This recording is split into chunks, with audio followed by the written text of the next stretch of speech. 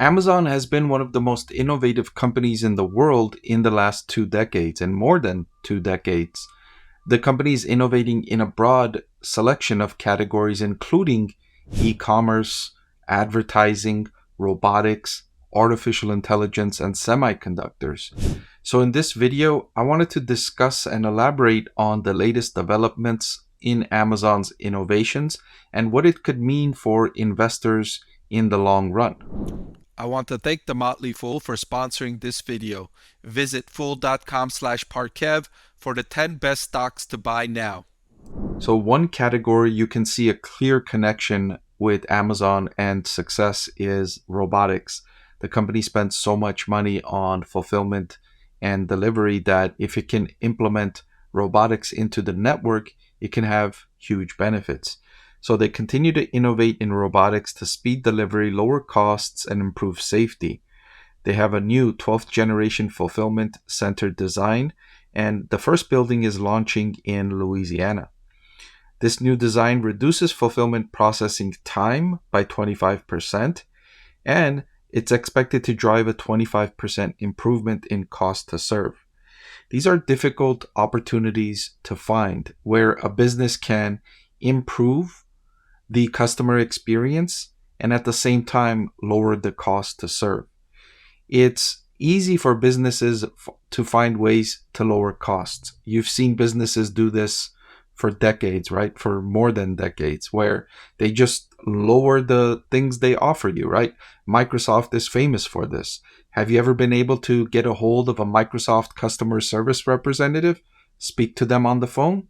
I know I haven't. Maybe you have, but I know I haven't. So what they've done is just reduce and eliminate that business service. Sure, it lowers their cost, but does it improve the customer experience? No, it doesn't. They lost me as a customer because of that. I was never able to get help. There was a product I was looking for, so I switched my business to different computing service.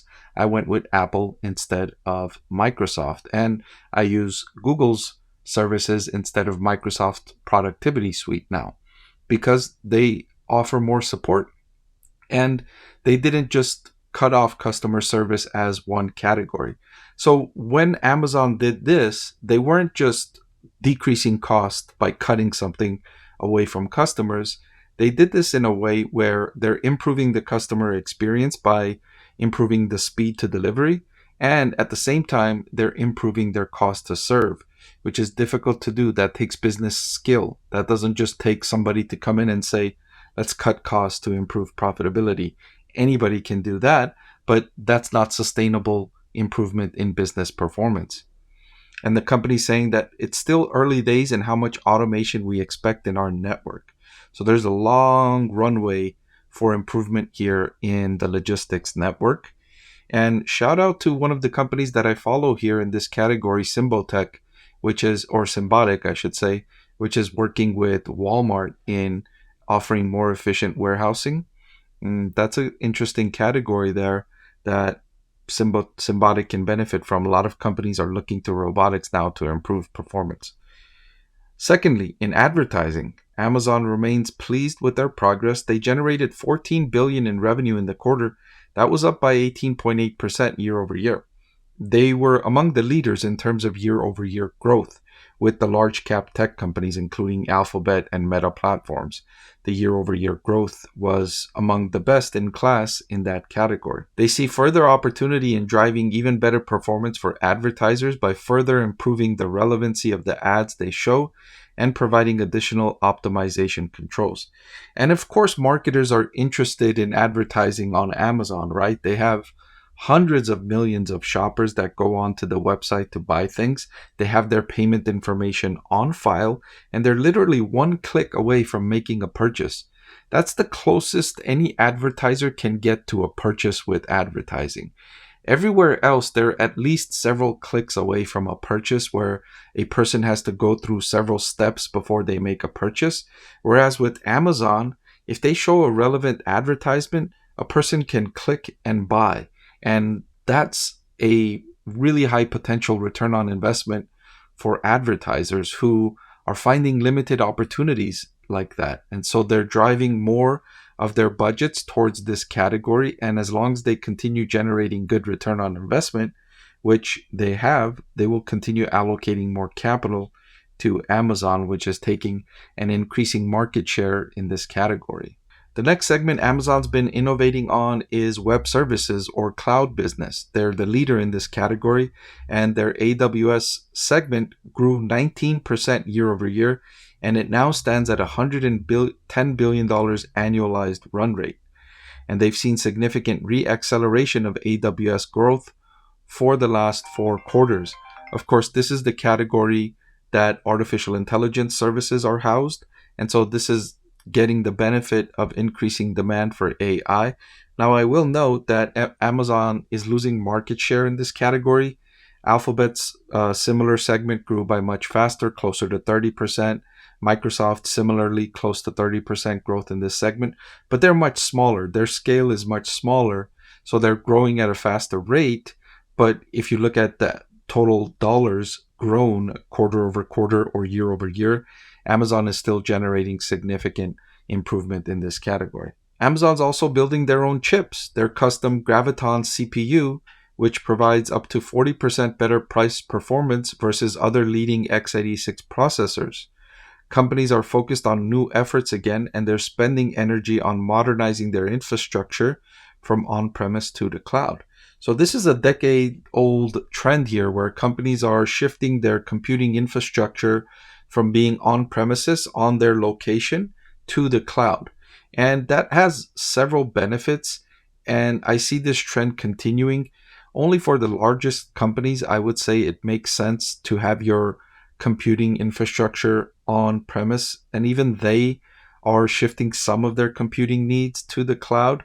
So it's just going to continue here, and Amazon saying it's much harder to be successful and competitive in generative AI if your data is not in the cloud. You can't move as quickly. AWS's AI business is already a multi-billion-dollar revenue run rate business that continues to grow at a triple-digit year-over-year percentage, and it's growing more than 3 times faster at this stage of development compared to AWS when it was growing at this stage.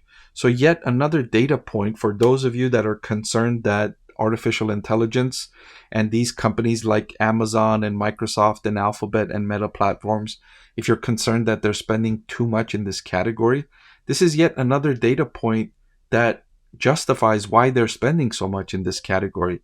If you have a business segment that's multi-billion dollars in scale and it's growing at a triple-digit rate year over year, wouldn't you be spending as much as you can to develop this category to make sure that you have the capacity to serve the customers that are continuing to spend with you in this category? I know I would, and I think it's prudent for Amazon to continue, and for Microsoft and for Alphabet and the others to continue spending on this category so long as they continue to see this kind of return on investment. So Amazon has been innovating for decades, and they continue innovating into new categories. And that's great for long-term investors because it demonstrates a skill. And a skill is something that you can benefit from as an investor for the very long term.